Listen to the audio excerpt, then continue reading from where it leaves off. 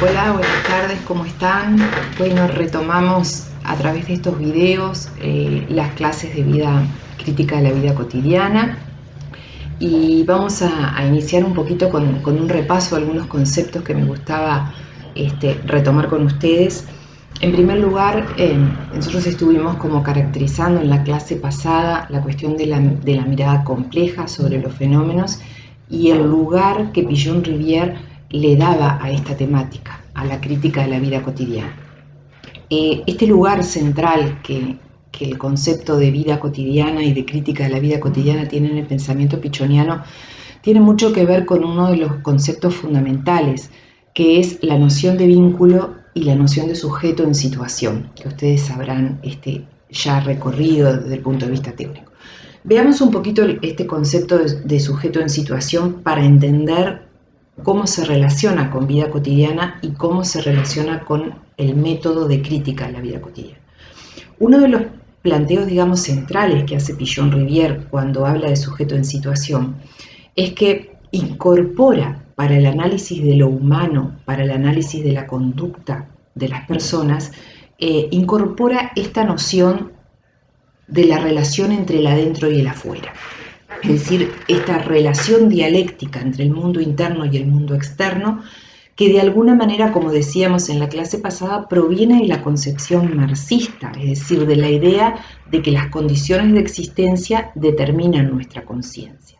Entonces, lo que Pillon va a plantear en el concepto de sujeto en situación es una clara ruptura con las teorías instintivistas vinculadas más al psicoanálisis, ¿verdad? A la idea de que nosotros venimos con una dotación de carácter genético, de carácter estructural, que tiene que ver con los instintos, así lo plantea Freud, y después Melanie Klein también va a retomar estos conceptos. Cuando Pillon habla de hombre en situación, de alguna manera está haciendo una revisión crítica de esta idea, de la idea de que venimos con cuestiones dadas. Lo que Pillon va a incorporar con una fuerza enorme como paradigma y como concepto es esta idea de que lo que nosotros somos tiene que ver con lo que vamos incorporando del afuera, es decir, de nuestras condiciones de existencia, del lugar, de la cultura, de la familia, del momento histórico en el que nos ha tocado vivir, de nuestra condición de género, de nuestra condición de clase, de nuestra condición de etnia. Entonces, de alguna manera, esta relación dialéctica mundo interno, mundo externo, es lo que Pillon toma para definir que nosotros somos lo que se va construyendo culturalmente y socialmente. Por eso Pillon plantea este concepto de nada hay en lo humano que no provenga de la relación con los otros. Este concepto es central para que nosotros podamos entender la función de la vida cotidiana y por qué es necesario hacer una crítica de ese funcionamiento, porque de alguna manera ese mundo externo que nos va a construir, que nos va a subjetivizar, que va a hacer que seamos quienes somos, se incorpora a través de la vida cotidiana. Es decir, hay una serie de fenómenos que ahora los vamos a ir viendo que se desarrollan en los distintos ámbitos, en el ámbito vincular, en el ámbito institucional, en el ámbito comunitario, aquellos ámbitos donde nosotros recorremos y hacemos nuestra integración y desarrollamos nuestra vida. Esos ámbitos tienen un sistema de organización material y social al que vamos a llamar vida cotidiana, que de alguna manera no solo nos está construyendo de manera permanente, sino que está haciendo que nosotros seamos unos muy buenos y muy buenas reproductoras de ese sistema, ¿verdad? Porque en la medida en que algunas formas de funcionamiento, ahora las vamos a ver más en detalle, se consideran naturales, obvias, lo real, y van tomando de alguna manera esa fuerza, nosotros empezamos a ser construidos por esa vida cotidiana, pero además desplegamos nuestra subjetividad en función de eso que hemos incorporado. Es decir, empezamos a ser a imagen y semejanza del contexto y de los ritmos en los que vivimos, pero además empezamos también a ser reproductores de esas cuestiones. Entonces hay dos conceptos que me gustaría que ustedes los tengan presentes cuando piensan vida cotidiana, que es el concepto de matrices de aprendizaje, que también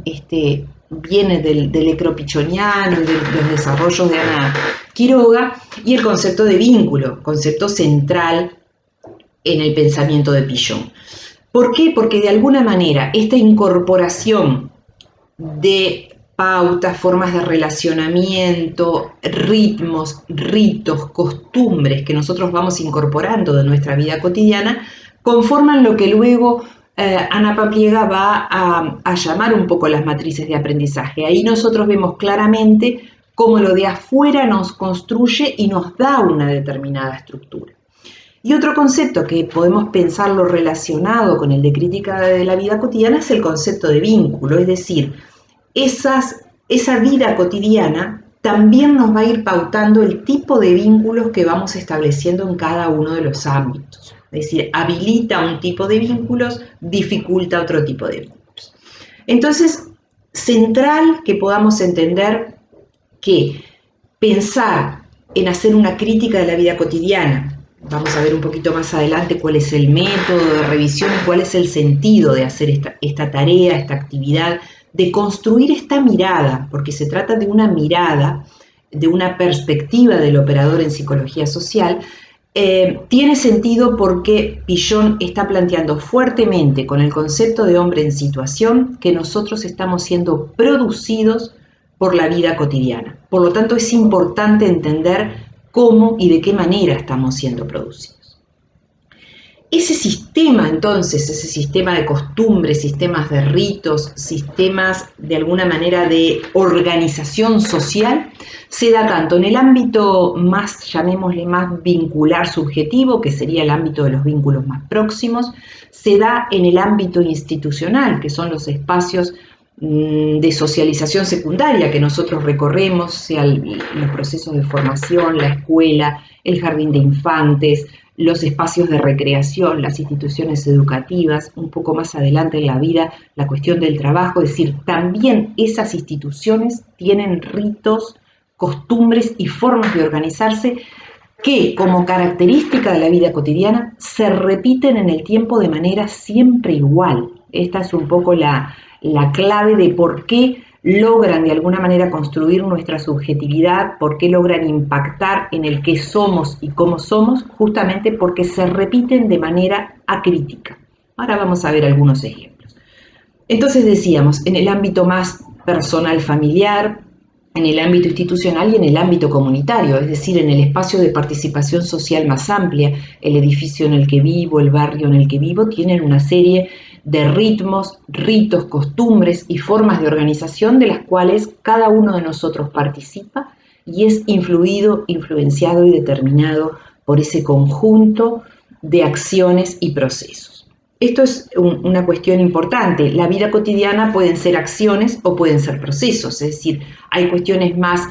pequeñas que tienen que ver con, por ejemplo, cómo organizamos la vida familiar, es decir, cómo organizamos el sostén de la casa, quién pone la ropa en el lavarropa, quién cocina, quién suministra de alguna manera, organiza el control del tiempo respecto de los niños y las niñas, cómo son las pautas de crianza. Es decir, hay cuestiones que son más puntuales, más tipo acciones, y otras cuestiones que son más de proceso. Por ejemplo, la crianza de los hijos y de las hijas tiene una serie de ritos, costumbres, acciones repetidas a lo largo del tiempo que de alguna manera se constituyen en un proceso, el proceso de la educación o el proceso de la socialización primaria.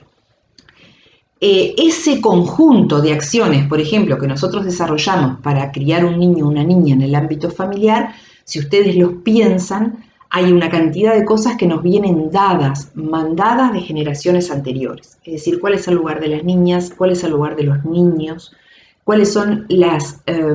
acciones o actividades permitidas a unos y a otros, a partir de qué edad. Entonces revisemos, pensemos cómo a partir de esas acciones que parecen ingenuas, esconden o de alguna manera ocultan mandatos sociales, formas de distribuir el poder en las relaciones, formas de vínculo más democráticos, más autoritarios, más del orden de la indiferencia. Es decir, cada una de esas acciones que nosotros hacemos o de procesos que desarrollamos para mantener la vida, para alimentarnos, como la distribución del tiempo entre el trabajo y el ocio, la distribución del tiempo entre el adentro y el afuera, es decir, cuánto de mi energía está dedicada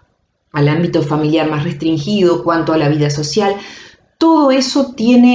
oculta algunos sentidos y está al servicio de determinados discursos o de determinadas hegemonías. Y eso es lo que pretendemos cuando les proponemos hacer crítica de la vida cotidiana, es decir, construir esta mirada, es como desnaturalizar esos procesos. Eso lo vimos en la clase pasada, cómo de alguna manera existe un círculo que se puede transformar en un círculo vicioso o se puede ir transformando en una espiral, donde nosotros, a partir de nuestras condiciones de existencia, es decir, del contexto en el que vivimos, construimos por experiencias, por vivencias, nuestra subjetividad, y cómo esa subjetividad, cuando nosotros la ponemos en acción, y acá volvemos a la cuestión de cómo desarrollamos nuestra vida, cómo nos organizamos para satisfacer necesidades, esa subjetividad se despliega y puede que retroalimente el sistema o que lo pueda de alguna manera intervenir. Y esto es lo que hace la crítica de la vida cotidiana, revisar las acciones de cada día, eso que podríamos llamar el día a día de nuestra historia individual y colectiva, intentar revisarlo para de alguna manera desmontar la idea de que siempre fue así, de que eso es lo natural, que de esa manera deben ser las cosas, y visibilizar de alguna manera cuáles son las cuestiones del orden de lo ideológico, del orden de lo político, del orden de lo económico, que están determinando que una organización, una institución, una comunidad o mi propia familia y mis propias relaciones estén organizadas de ese modo. Decíamos entonces que la vida cotidiana es esa organización material, esa organización social que nosotros montamos para satisfacer necesidades, que dijimos que recorre los 3 ámbitos que Villon ha planteado y que podemos en ese sentido mirar las microacciones que desarrollamos nosotros como las que se desarrollan en una institución. Por ejemplo, pongamos un ejemplo como para ponerle un poquito de carne a esta cuestión de la vida cotidiana. En una institución, por ejemplo, y vamos como a plantearnos el escenario pre-pandemia, porque creo que es también interesante pensar qué pasa en el escenario de pandemia con esa vida cotidiana que ha sido absolutamente trastocada. Por eso, si pensamos en el ámbito educativo, yo me estoy teniendo que comunicar con ustedes de esta manera. Entonces, miremos este dispositivo. Si yo voy a la clase, a dar la clase en Lagomar, en Maldonado o lo que fuera, en este caso ustedes son alumnos del curso virtual, pero pensemos un poco cómo era pre-pandemia dar una clase. Bueno, dar una clase no era estar como estoy ahora mirando mi imagen, era poder mirarlos a ustedes. Por lo tanto, la vida cotidiana que nos articulaba como alumnos y docente tenía que ver con un vínculo diferente al que de alguna manera se está construyendo ahora a partir de la pandemia. Si nosotros pensamos en el aula, por ejemplo, en una situación de clase de niños y niñas o de adolescentes, ¿qué es la vida cotidiana? Bueno, la vida cotidiana en una institución es que se entra, se pasa la lista, se organiza una tarea inicial, se distribuye el espacio de una determinada manera, por ejemplo, uno sentado detrás de otro mirándole la nuca. Entonces, mirar ese dispositivo, mirar esa vida cotidiana y pensar si está al servicio del desarrollo de las personas, si está al servicio de la creatividad y el cambio, o está al servicio de construir un vínculo que tiene que ver más con la autoridad, con distinguir claramente el lugar del saber del no saber, esa es la mirada que nosotros intentamos construir. Mirar esa vida cotidiana, qué sentido tiene pasar la lista, qué sentido tiene iniciar con una apertura de la maestra o el maestro, qué sentido tiene una distribución espacial donde los niños y las niñas no se miran, qué sentido tiene un espacio de aprendizaje absolutamente distinto o separado del espacio de la recreación. Entonces tenemos aula y tenemos recreo. Entonces pensémoslo de esa manera, mirar ese funcionamiento diario que parece lo natural lo que siempre fue así o lo dado y entender que eso es una construcción y que como construcción también puede ser deconstruida a partir del análisis del sentido que esto tiene para las personas. Bien, cerramos hoy este videito.